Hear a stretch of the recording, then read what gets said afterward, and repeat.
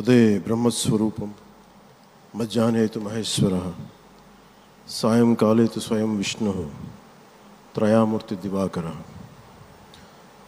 ముందుగా సూర్య భగవానునికి నమస్సమాంజలి తెలియజేస్తూ, యోగ విద్యను అందించిన ఆదియోగి పరమశివునికి, ఆ మహాయోగ విద్యని మనకి పతంజలి మహర్షి యోగశాస్త్ర రూపంలో అందించారు.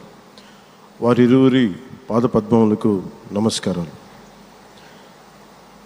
మన యోగ విశిష్టతను, గొప్పదనాన్ని ఋగ్వేదంలో ఉన్న మహానుభావులు తెలియజేస్తే, దానిని ప్రపంచవ్యాపితం చేసిన దార్శనికులు మాత్రం గౌరవ ప్రధానమంత్రి శ్రీ నరేంద్ర మోదీ గారు. భారతీయ సనాతన ధర్మం తాలూకు విశిష్టతను యోగా ద్వారా విశ్వవ్యాపితం చేసిన ఘనత ఆయన సొంతం. యోగా సాధకులు ఎంతటి దృఢచిత్తాన్ని కలిగి ఉంటారు, ఒత్తిడి జయించి సంకల్ప సాధకులుగా ఎలా నిలబడతారన్న దానికి కూడా మన గౌరవ ప్రధాని శ్రీ మోదీజీ గారు నిలువెత్తు ఉదాహరణ. ప్రపంచ యోగా దినోత్సవం యావత్ భారతవానికి, భారతీయులకి దక్కిన గౌరవం. సరిగ్గా ఒక 2014లో అప్పుడే ఐక్యరాజ్య సమితిలో గౌరవ ప్రధానమంత్రి మోదీ గారు ప్రవేశపెట్టినప్పుడు దాదాపు 177 దేశాలు ఈ రెజల్యూషన్కి మద్దతు పలికినాయి. ఇంతమంది మద్దతుని కూడగట్టగలిగి ఈ రోజున మనకి 2015 నుంచి యోగా దినోత్సవం ప్రారంభమైంది.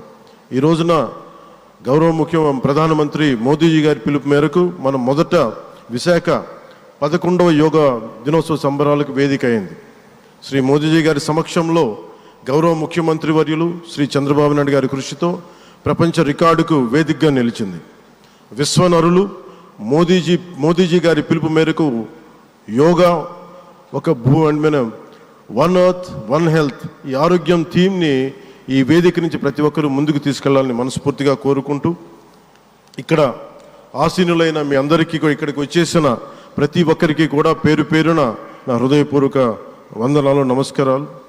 అలాగే గౌరవనీయులైన గవర్నర్ గారి శ్రీ అబ్దుల్ నజీర్జీ గారికి, గౌరవ ముఖ్యమంత్రి శ్రీ నారా చంద్రబాబు నాయుడు గారికి, civil aviation minister Kinjarapu Rammohan Naidu గారికి, అలాగే మనకి AYUSH minister of state independent charge Shri Prataprao Jadhav గారికి, అలాగే వేదిక పైన ఉన్న ప్రతి ఒక్కరికి, గౌరవ కేంద్ర మంత్రివర్యులకి, రాష్ట్ర మంత్రివర్యులకి, ప్రతి ఒక్కరికి పేరు పేరున ధన్యవాదాలు తెలియజేసుకుంటూ సెలవు తీసుకున్నాను. జై భారత్, జై హింద్.